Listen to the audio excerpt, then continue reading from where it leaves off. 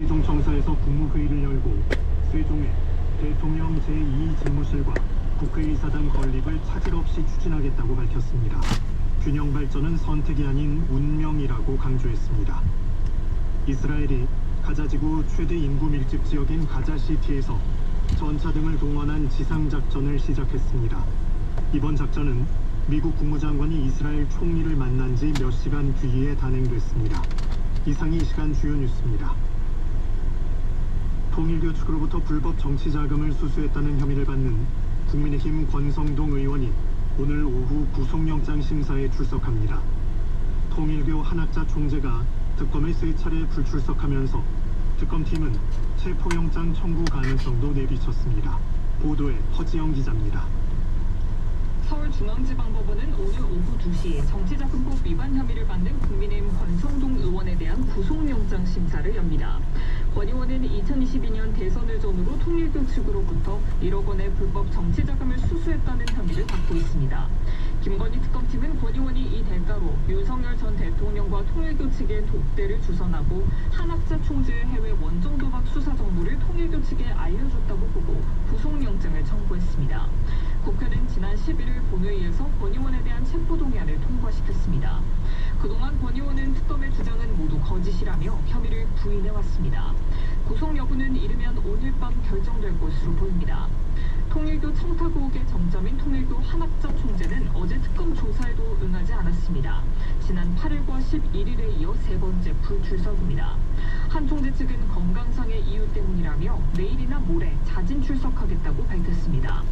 하지만 특검팀은 한 총재가 3차례에 걸쳐 출석하지 않은 만큼 체포영장 청구 가능성도 들여다보고 있습니다.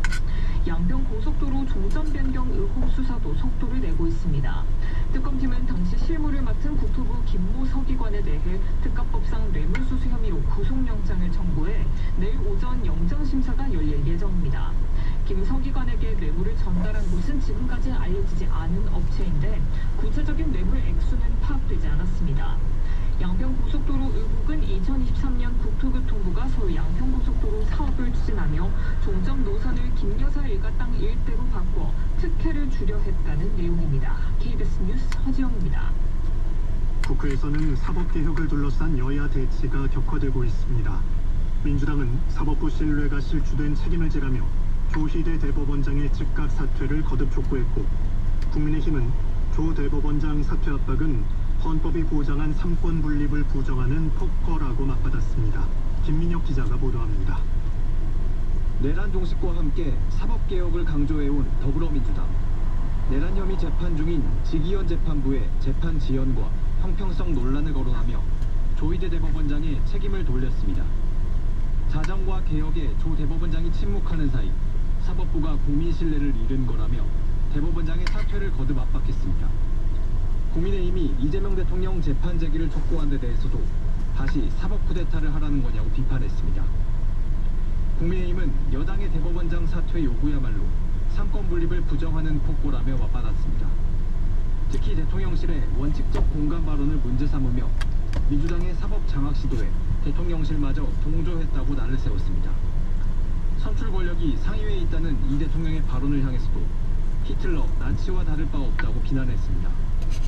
그러면서 여당의 조 대법원장 사퇴 촉구에 이 대통령이 직접 입장을 밝히라고 촉구했습니다. 우상호 대통령실 정무수석은 대법원장의 거취를 논의한 바 없고 논의할 계획도 없다며 대통령실 입장 확대 해석에 선을 그었습니다. 대통령실 관계자는 이 대통령이 사법개혁 필요성에 동의하고 있다면서도 입법부 논의에 대해 대통령실이 세세히 관여하지 않는다고 밝혔습니다. KBS 뉴스 김민혁입니다. 이재명 대통령이 취임 후 처음으로 정부 세종청사에서 국무회의를 열었습니다. 이 대통령은 대한민국의 현재 최대 과제는 지속성장이고 이 토대는 균형발전이라며 행정수도 세종의 완성이 주춧돌을 놓는 일이라고 강조했습니다. 보도에 이희연 기자입니다.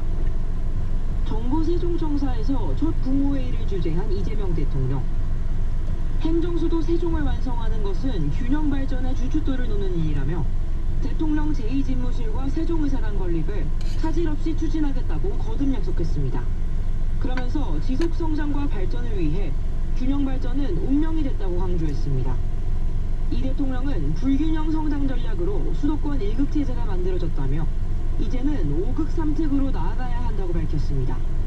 수도권 1극이 아닌 지역 5개 발전 중심부와 강원, 전북, 제주 등 3개 특별자치도를 육성하는 일에 속도를 내겠다는 겁니다. 한편 이 대통령은 공직자들을 향해 권력은 국민으로부터 위임받은 것이라며 공적 권한에는 공적 책임이 따른다고 강조했습니다. 그러면서 공직자가 행사하는 권한과 업무는 오로지 국민을 향해 있어야 한다고 밝혔습니다. 이 대통령은 또 청년층 취업률이 16개월째 감소세라며 정부가 다층적 지원 대책을 추진하고 노동시장 진입장벽을 낮추는 데 노력하겠다고 말했습니다. 특히 미래 성장 동력 확충과 관련해 청년 일자리를 확대해야 한다며 기업도 청년 고용 문제 해결을 위해 노력해달라고 당부했습니다. KBS 뉴스 이희연입니다. 이스라엘이 예고대로 가자지구 최대 인구 밀집 지역인 가자시티에서의 지상작전을 시작했습니다. 하마스가 인질들을 지상으로 옮기며 이를 막으려 했지만 이스라엘은 지상전을 강행한 것으로 보입니다. 아랍 이슬람 국가들은 이스라엘의 유엔 회원국 자격 정지를 촉구하는 성명을 채택했습니다. 박석호 기자입니다. 이스라엘군이 현지 시각 15일 늦은 밤 가자지구 북부 가자시티에서 지상작전을 시작했다고 예루살렘 포스트와 미국 매체 악시우스 등이 전했습니다. 팔레스타인 무장정파 하마스를 뿌리 뽑으려는 취지라는 게 이스라엘 설명입니다. 앞서 이스라엘군은 가자시티에서 대규모 공습을 단행했고 그 직후 전차들이 도시에 진입한 것으로 알려졌습니다. 이번 지상 공세는 루비오 미국 국무장관의 이스라엘 방문 중 전격 단행됐습니다. 특히 네타냐후 총리 등과의 회담 몇 시간 후 시작됐습니다. 루비오 장관은 네타냐후 총리에게 트럼프 대통령이 이스라엘의 지상작전을 지지하지만 가능한 빨리 끝내기를 원한다고 말한 것으로 전해졌습니다. 이에 앞서 이스라엘은 가자시티 주민들에게 대피를 명령했고 100만 명 가자시티 주민 중 30만 명 정도만 피난길에 오르는 걸로 전해졌습니다. 이런 가운데 하마스가 인질들을 지상으로 옮겼다고 이스라엘 공영방송 칸이 보도했습니다. 하마스는 인질을 일반 주택과 텐트 등으로 옮겨 이스라엘의 지상작전을 막으려 했지만 이런 시도는 성공하지 못한 것으로 보입니다. 하마스에 납치된 인질 251명 중 남은 인질은 40여 명, 이 중 20명 정도가 생존한 것으로 추정됩니다. 한편 아랍 이슬람권 60개국은 카타르 도하에서 정상회의를 열어 지난 9일 이뤄진 이스라엘의 도하 공습을 강경 규탄했습니다. 이들 국가는 이스라엘과의 외교와 경제 관계를 재검토하고 이스라엘의 유엔 회원 자격을 정지시키기 위한 노력을 조율하겠다고 밝혔습니다. KBS 뉴스 박석구입니다. 러시아 크렘린궁이 북대서양 조약기구 나토가 러시아와 전쟁 중이라고 주장했습니다. 직간접적으로 우크라이나를 지원하고 있기 때문이라는데요. 유럽연합은 갈수록 대담해지는 러시아를 제재할 방안을 고심하고 있습니다. 베를린 송영석 특파원의 보도입니다. 북대서양 조약기구 나토 회원국인 폴란드와 루마니아 영공에 러시아 드론이 침범하며 동유럽 긴장이 고조된 가운데 크렘린궁이 현지 시각 15일 입장을 내놨습니다. 북대서양 조약기구 나토가 우크라이나를 지원해 사실상 전쟁에 개입하고 있다며 나토와 러시아는 전쟁 중이라고 밝혔습니다. 또 유럽이 러시아와 우크라이나 간 대화를 방해하고 있다고 주장하면서 책임을 돌렸습니다. 러시아는 자국 드론이 고의로 동유럽 국가들의 영공을 비행했다는 발표도 근거가 없다며 부인하고 있습니다. 영국은 러시아 드론 침범에 대한 대응으로 폴란드 나토군에 타이푼 전투기를 배치하기로 했습니다. 유럽연합 EU도 19번째 러시아 제재안을 곧 마련할 것이라며 미국과 조율 중이라고 밝혔습니다. 다만 트럼프 미국 대통령이 러시아에 대한 제재의 선결 조건으로 유럽의 제재 강화를 요구하면서 고심이 큰 상황입니다. 앞서 트럼프 대통령은 유럽이 러시아산 원유 구매를 지속하는 한 미국의 강력한 제재를 기대해선 안 된다고 지적했습니다. 이런 가운데 러시아와 맹방 벨라루스는 전쟁 발발 후 처음으로 발트해 등지에서 합동 군사훈련을 진행하며 긴장을 키우고 있습니다. 베를린에서 KBS 뉴스 송영석입니다. 한약재인 녹용절편을 허가받지 않은 비위생적인 곳에서 제조해 판매한 일당이 적발됐습니다. 이들이 판 녹용절편은 6톤 40억 원어치가 넘는데 전국 한의원과 의약품 도매상 수백 곳에 유통된 것으로 조사됐습니다. 진선민 기자가 보도합니다. 녹용 절편을 무허가로 불법 제조해 전국에 유통한 일당이 무더기로 적발됐습니다. 식약처는 의약품 제조업 허가 없이 녹용 절편을 제조한 4명과 이를 유통한 37명을 약사법 위반 혐의로 검찰에 송치했습니다. 이들은 2021년 10월부터 올해 4월까지 약 3년 반 동안 비위생적인 불법 제조소 3곳에서 7,900kg 상당의 녹용 절편을 만든 혐의를 받습니다. 무허가 시설에 가스통과 절단기, 건조기 등 시설을 갖추고 러시아와 뉴질랜드에서 수입한 녹용 원료로 녹용 절편을 제조했습니다. 이 가운데 6,400kg, 약 41억 7천만 원어치가 전국 의약품 제조업체와 도매상 27곳에 판매된 것으로 조사됐습니다. 유통한 이들은 무허가 제품인 줄 알면서도 값이 저렴하다는 이유로 구매한 뒤 전국 한의원 등 200여 곳에 다시 판 혐의입니다. 앞서 식약처는 서울의 한 재래시장에서 무허가 녹용절편이 유통된다는 정보를 입수해 수사에 착수했습니다. 이 과정에서 불법 제조소를 추적, 압수수색을 통해 녹용절편 1,400kg어치와 비밀 거래 장부를 확보했습니다.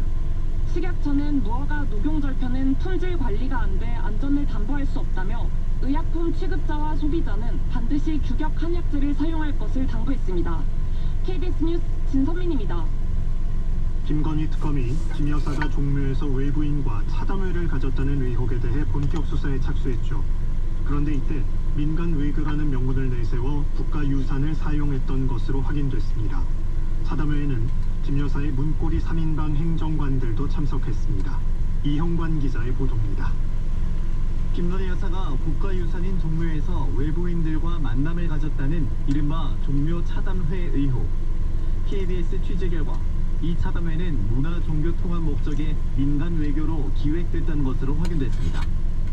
종교계 인사들과 함께 문화계에서는 미국 화가 마크 로스코의 아들과 딸이 참석했고 김 여사의 문고리 3인방으로 불리는 유경호, 정지원, 조현경 전 행정관도 배석했습니다. 하지만 차담회에서 어떤 이야기가 오갔는지는 철저히 비밀에 붙여졌습니다. 30분 안팎 차담회가 진행되는 동안 CCTV는 꺼졌고 직원들도 접근이 금지됐습니다. 일각에서는 국가유산청 허락을 받기 위해 외교 행사로 만든 것일 뿐 사실상 사적 모임이었다는 비판이 나옵니다. 희귀병을 앓는 캄보디아 어린이와 사진을 찍고 프랑스 외교장관과 동물권을 논의하는 등 김 여사의 다른 공개 외교 활동과 비교해봐도 이례적이라는 지적입니다. 특검팀은 김 여사가 민간 외교를 가장해 국가유산을 사적으로 이용한 게 아닌지 법리 검토에 나설 것으로 보입니다. 김건희 여사 측은 수사 중인 사안이라 관련 내용 확인이 어렵다고 밝혔습니다. KBS 뉴스 이형관입니다. SK그룹 최태원 회장과 동거인 김희영 TNC재단 이사장을 명예훼손한 혐의로 유튜버들이 경찰 수사를 받고 있습니다. 서울 용산경찰서는 최 회장 측이 유튜버 다수를 상대로 제기한 명예훼손 관련 고소 사건을 접수해 수사하고 있다고 오늘 밝혔습니다. 이 유튜버들은 최 회장과 김 이사장의 과거사나 가족을 둘러싼 허위 사실, 근거 없는 소문을 방송했다는 혐의를 받는 것으로 알려졌습니다. 지난달 서울 지역 식당의 삼계탕 한 그릇 평균 가격이 18,000원까지 오른 것으로 나타났습니다. 오늘 한국소비자원 가격정보 종합포털 참가격을 보면 서울에서 삼계탕 외식비 평균 가격은 지난달 18,000원으로 한 달 전 17,923원보다 77원 올랐습니다. 또 서울 지역 짜장면 가격도 7,577원으로 한 달 전보다 77원 올랐고 삼겹살 1인분 200g 가격은 2571원으로 68원 내렸습니다. 날씨입니다. 오늘과 내일 전국에 비나 소나기가 내리겠습니다. 남부지방을 중심으로는 낮 동안 체감온도 33도 안팎의 늦더위가 마지막 기승을 부리겠습니다. 오늘 오후까지 소나기에 의한 예상 강수량은 많은 곳은 60mm 정도입니다.